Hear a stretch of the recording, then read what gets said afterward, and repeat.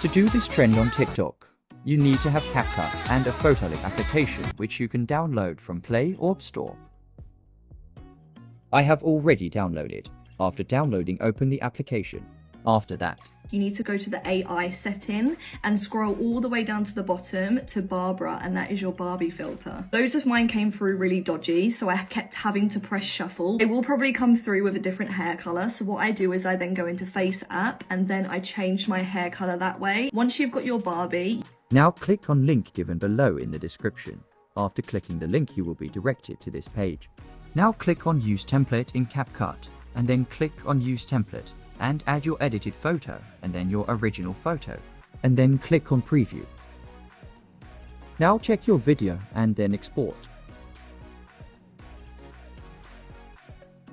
Now to add audio, go back to New Project and then add the exported video and then click on Add Audio and add your audio.